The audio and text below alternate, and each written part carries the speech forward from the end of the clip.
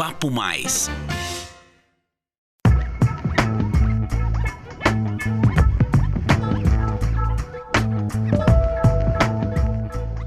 Olá pessoal, sejam bem-vindos a mais um episódio do podcast Papo Mais, uma produção da CISP, Central de Informações São Paulo. Aqui você confere tendências e reflexões sobre economia, mercado e inovação. Meu nome é Bruno Gerlin, sou especialista em gestão empresarial e hoje tenho como convidada a Ana Paula Dini, que vai bater esse papo com a gente e inclusive conduzirá os próximos episódios do podcast também. Dini, bem-vinda. Obrigada. Oi, Bruno. Feliz de estar aqui com vocês para falar sobre o varejo brasileiro. A pandemia de Covid-19 trouxe impactos inegáveis e significativos em todo o mundo, e no âmbito do varejo isso não foi diferente. Em meio a flutuações de preços, reduções de faturamento e períodos de interrupção de negócios físicos, o ano de 2020 foi bastante desafiador para o varejo, sobretudo para empreendimentos baseados em modelos tradicionais. Por outro lado, experiências inovadoras começaram a ganhar força e a fazer parte da rotina de compra de um número crescente de consumidores. Exatamente isso, Bruno. E para discutir melhor esse assunto, temos hoje como convidado o presidente do Instituto Brasileiro de Executivos e Varejo de Mercado de Consumo, o IBEVAR, Cláudio Felizoni. Cláudio, seja bem-vindo. Tudo bem, prazer estar aqui.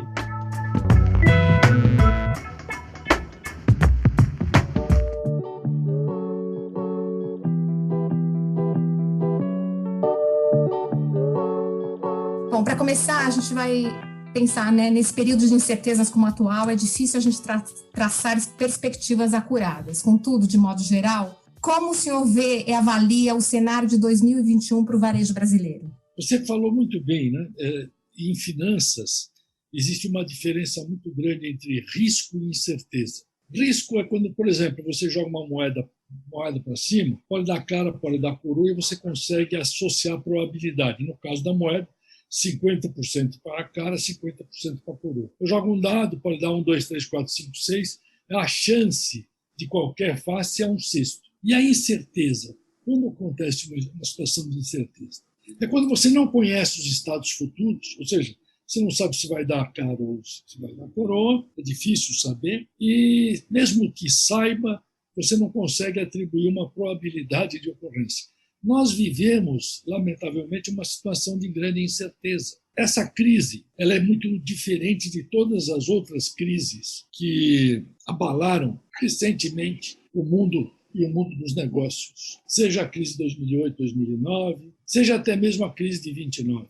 Tanto uma quanto outra, e todas as outras que estão aí neste período, são crises econômicas, que foram geradas a partir do contexto da própria economia e resolvidas no âmbito da economia. Esta é diferente. Essa é uma crise sanitária com reflexos devastadores sobre a economia, como foi em 1918 com a gripe espanhola. Ou seja, a diferença é que isso desorganiza o sistema econômico, desorganiza a sociedade e cria uma profunda incerteza, porque está associada a questões que estão fora do controle completo dos agentes econômicos. Nós sabemos que a solução disto é a vacina, mas a própria vacina, você tem aí dificuldades, as vacinas, ou a vacina que é mais efetiva, com 93%, 94% de segurança, é uma vacina que precisa de uma temperatura muito baixa,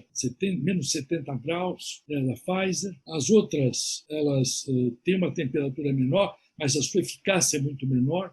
Você tem a questão da distribuição da vacina. Certamente 2021, pelo menos os primeiros meses, ainda serão de profunda incerteza. Nós estamos vendo 2021 ainda com dificuldades, seja por conta dos reflexos ou das decorrências dessa pandemia ainda presentes em 2021, seja por conta da própria desorganização da economia. O exemplo que eu costumo fazer é o seguinte: se você para de fazer exercícios durante um bom tempo, vamos dizer um ano, essa pandemia está durando um ano, se você parar de fazer exercício durante um tempo semelhante a esse, é duro ou não é duro retornar a fazer as atividades físicas? Assim também a economia. A economia é um sistema vivo, assim como o nosso corpo. Então você precisa de um período de recuperação.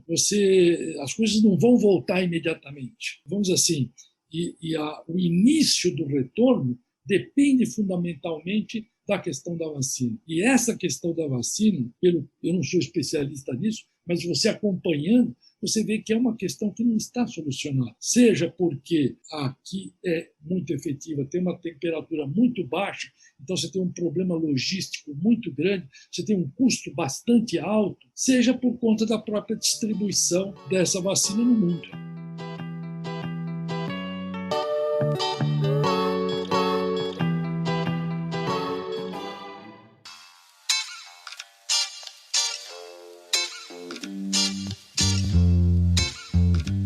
Professor, um estudo publicado pela KPMG destacou tendências globais do varejo em 2020, que é este ano, e que devem se fortalecer para o próximo. Eu gostaria de discutir cada uma delas com o senhor. A primeira, o modelo de negócios evoluiu, dando lugar a marcas multiplataformas, diversidade de recursos em detrimento a um padrão de lojas exclusivamente físicas. Como essa necessidade de aperfeiçoamento deve atingir os varejistas brasileiros e como os pequenos empresários podem concorrer neste cenário? Olha, existe uma máxima em tecnologia que ela é dividida em duas partes. Em 2013, mais ou menos, 2012, 2013, quem tivesse ido na NRF, que é a National Retail Federation, que acontece na cidade de Nova York, teria ouvido o fim das lojas físicas se aproximava. Em 2017, 2018, você pega os assuntos da NRF, você vai ver o seguinte: o ressurgimento das lojas físicas. E aí eu coloco, então, a máxima de tecnologia dividida em duas partes. A máxima diz assim: as pessoas tendem a maximizar os efeitos de uma tecnologia no curto prazo. Olha, o e-commerce vai acabar com as lojas físicas, vai acabar, não vai ter mais loja física, vão sobrar algumas, apenas como showroom, né? Não vai ter mais loja física. Então, maximiza os efeitos de uma tecnologia no curto prazo. Bom, aí vem a segunda parte da massa. Como isso não aconteceu, quer dizer, não acabaram as lojas físicas, 2017, 2018, o ressurgimento das lojas físicas, grande temática da NRF, vem a segunda parte da máxima, que diz assim: e tendem a minimizar os efeitos de uma nova tecnologia no longo prazo. Como não aconteceu nada está acontecendo, o que não é verdade. Então, aqui vale, já que nós estamos falando de pandemia, nós sabemos o seguinte: não basta para que você seja infectada, não basta que você tenha contato com o vírus, é preciso que você tenha um volume do vírus para poder se infectar. É por isso o seguinte, que, por exemplo, é difícil as pessoas pegarem o vírus no ar, porque o vírus tende a descer, né? Então, você vai ter contato com o vírus, mas talvez, esperamos não ter um volume grande de vírus que infecte o organismo. Então, o que acontece? O que acontece é que, gradativamente, né, por exemplo, num processo infeccioso, o vírus vai se acumulando. Ele vai se acumulando. E, num certo momento, ele provoca infecção. É a mesma coisa. Estas mudanças no ambiente de negócios do varejo já vinha acontecendo. Né? Ela vem acontecendo. O e-commerce vem crescendo. Né? Ele vem crescendo celeremente, mas tem uma participação pequena. Algumas empresas, não por conta da pandemia, mas por conta de enxergar um processo de mudança que vinha se desenhando, avançaram mais rapidamente nesse tipo de operação. E essas empresas foram muito valorizadas. Se nós pegarmos o valor das ações, não vou falar aqui, basta olhar, né, as empresas que foram valorizadas, tiveram suas ações multiplicadas com a pandemia, porque elas estavam adaptadas. Eu costumo dar o próprio exemplo nosso. Nós temos, eu sou presidente do IBEVAR, e temos uma relação grande com a Fundação Instituto de Administração, que é o PROVAR, Programa de Administração do Varejo, onde eu também sou presidente do conselho. Então, o que acontecia? 100% dos nossos cursos, 100%, em números redondos, não era exatamente isso, eram presenciais. Em menos de 15 dias, nós tivemos que passar de 100% presencial em números redondos para 100% EAD. O que está acontecendo? As pessoas estão se adaptando, seja por conta de que a pandemia é global, seja por conta do tempo, estão se habituando a uma nova forma de relacionamento. Essa, por exemplo, que nós estamos tendo. Certamente essa entrevista ela teria sido presencial, alguns meses atrás, provavelmente. Muitas reuniões seriam presenciais e não são. E certamente o que vai acontecer depois que tudo isso passar? Esse consumidor ele passou por um processo de mudança, passou por um processo de transformação. Então, eu também costumo dar um exemplo, que é o seguinte: o meu primeiro carro foi um Fusquinha, não tinha ar-condicionado. A minha pergunta é a seguinte: será que hoje eu iria comprar um carro sem ar-condicionado? Claro que não. Passou a ser uma exigência. Então, as pessoas passaram a conviver com uma situação completamente diferente. Então, a maneira como as pessoas vão se relacionar entre elas e, portanto, com os negócios de varejo, será certamente muito diferente daquela que nós vimos ou vivemos antes da pandemia solapar as sociedades. Professor, a segunda tendência desse mesmo estudo é a questão do propósito, O propósito em um lugar de destaque, reforçando a maneira como cada vez mais pessoas têm valorizado empresas que colocam pessoas na frente de lucros. Um estudo da Edelman apontou que 2/3 da população compra de acordo com os seus valores e as suas crenças, um dado que não pode mais ser ignorado pelas empresas. Então, de que maneira isso pode ser injetado nos negócios mais tradicionais? Eu diria o seguinte: essa pandemia nos obrigou a usar máscaras para nos calarmos. Vamos dizer assim, estimulou a nossa capacidade de ver, de tentar enxergar. Uma empresa, essa, por exemplo, que hoje, prazerosamente, vocês utilizam para me entrevistar, não é nada mais, nada menos do que um conjunto de indivíduos. A filosofia ensina que não existe um ser coletivo. O IBEVAR não existe. O que existe sou eu, a Bruna, existe o Bruno, existe a Ana Paula. Essas pessoas eu posso tomar um café quando a pandemia passar. Mas o CNPJ não. O CNPJ é sempre virtual. Então, o que essa pandemia está fazendo não é uma novidade. Não existem novidades. Existe quase que um tempo de mosteiro, vamos dizer assim, um tempo de recolhimento, de reflexão, de pensar que uma empresa é o conjunto desses indivíduos. Ela é feita de pessoas para pessoas. E se as pessoas que estão na empresa não se preocupa com as pessoas que são os consumidores dela, ela não tem propósito, porque uma empresa só existe porque existe mercado. Então, hoje, tem se utilizado muito essa questão do propósito, sem dúvida. E muitas vezes nós nos esquecemos disso. Nós nos esquecemos de que, de fato, a mola propulsora de uma empresa, de uma organização, são os indivíduos movidos por outros indivíduos. E essa pandemia está nos obrigando a nos calarmos por conta que nós não podemos falar tanto e olharmos mais. E esse olhar está sendo cada vez mais dirigido para nós mesmos. Esse questionamento está surgindo. Então não é uma novidade, mas é, sem dúvida nenhuma, um momento importante de reflexão e que tem feito com que as pessoas mostrem sua face e, portanto, também mostrem qual é a sua identidade naquela organização que vende produtos, que vende serviços para os consumidores de modo geral. Sem dúvida, este é um aspecto bastante importante que vai trazer uma diferenciação, tem trazido uma diferenciação e vai certamente ser fortalecida, assim esperamos, no fim dessa pandemia.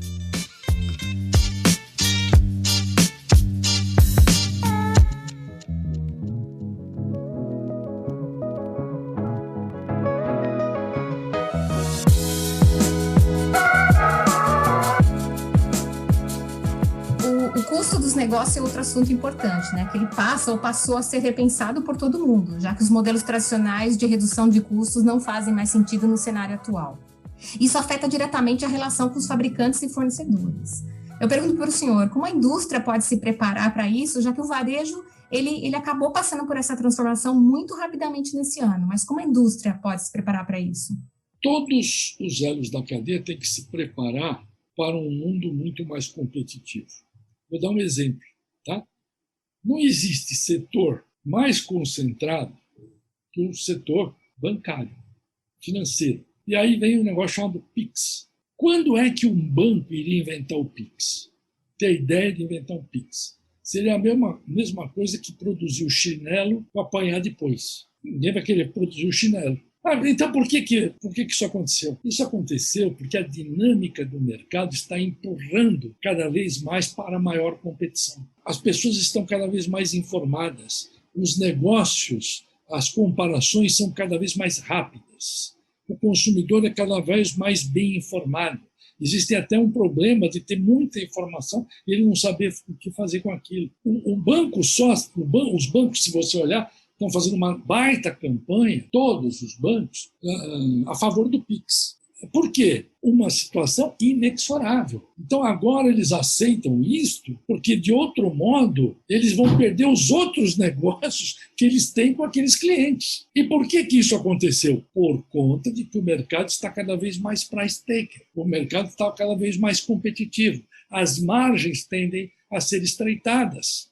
O que aconteceu com os bancos? Perderam essa receita. Tá? Eles têm enormes lucros ainda, mas você tem aí as fintechs também concorrendo. O que eu diria é o seguinte, quer dizer, nós vamos, sejam indústrias que o seu core business está na manufatura, na produção, etc., né? Seja o varejo, em que o seu core business é a gestão da informação para fazer o processo de distribuição, nós teremos que ser cada vez mais eficientes. Eu vejo muitas vezes acontecer em reuniões assim, em que alguns empresários dizem assim, o consumidor precisa entender isso antes da pandemia, precisa entender que o e-commerce, a operação do e-commerce é diferente da loja física, então os preços... O consumidor não tem que entender nada. Você como consumidor, o Bruno, a Ana Paula, eu, a Bruna, todos nós não vamos entender nada. Você não vai comprar um produto porque você se simpatiza com o vendedor ou com a vendedora. Você vai numa loja, na maior parte das vezes, por quê? Porque você quer comprar um produto, você quer comprar um serviço, você usa a internet porque você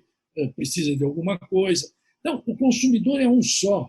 E ele quer ser atendido e quer ter disponibilidade, seja de produto, seja de serviço, seja de canais de distribuição. A indústria, você me pergunta, e o varejo tem que se preparar, estão se preparando para uma competição cada vez mais acirrada. E o exemplo do sistema financeiro é emblemático. Se até os bancos estão passando por isso, imagine nos outros setores. Professor, a quarta tendência desse estudo aponta o crescimento do foco detalhado na escolha do cliente, colocando as motivações e os ideais do consumidor como aspecto de extrema relevância no processo de compra. Como identificar essas motivações e explorá-las na prática? A indústria, ela produz. Então tem máquinas, equipamentos, instalações, etc. Uma empresa de varejo até pode ter algumas instalações, etc. Mas o principal ativo de uma empresa de varejo não são as prateleiras, não são os imóveis, é a gestão que ela faz da informação. Tanto é assim que quando uma indústria quebra, sobra lá máquina, equipamentos, instalações. Quando uma empresa de varejo quebra, o que sobra são, de modo geral, os estoques que estão nas prateleiras. Muitas das lojas não são nem deles, não são nem do varejista, muitas são alugadas. O principal ativo é a relação que ele consegue construir entre quem está vendendo e quem está comprando. Então é isso que o varejo precisa saber fazer. E hoje, as ferramentas que estão disponíveis para esse processo são muito eficazes. Né? Então, vou dar alguns exemplos. Todas as ferramentas do campo de estatística, principalmente agora, a área de inteligência artificial, o que se chama de Big Data. Muitas vezes eu vi uma expressão muito interessante, que é a seguinte: quando fala Big Data, falam que é o seguinte, que é como sexo na adolescência, né? Todo mundo diz que faz, mas não sabe muito bem o que é. E é exatamente isso. Hoje existe uma ampla gama de recursos matemáticos, estatísticos, que podem ser colocados a serviço do varejo para facilitar esse gerenciamento das duas pontas. Volta ainda ao setor financeiro, que é um setor com a maior competência na incorporação de tecnologias de informação. Se alguém lembra, na década de 70, as pessoas iam 2, 3 vezes por semana ao banco. Hoje não vão mais ao banco. Hoje tudo feito à distância. E o sistema financeiro é um bom exemplo. E eles são muito competentes no gerenciamento desses clientes. Assim também terá que ser o varejo. Aliás, o banco é também uma operação de varejo, um varejo de serviços. O importante para superar essas dificuldades está exatamente no gerenciamento de informações, particularmente nas ferramentas mais modernas, como de inteligência artificial.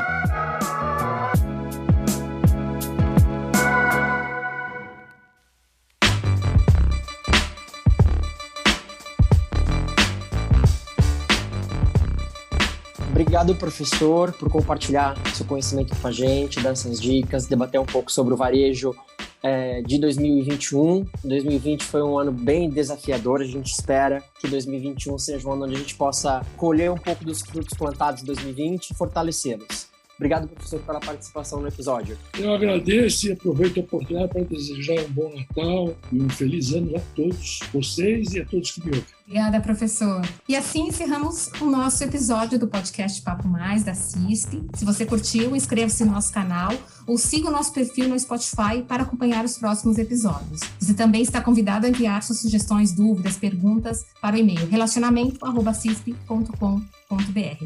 Agradecemos sua atenção e companhia. Até a próxima.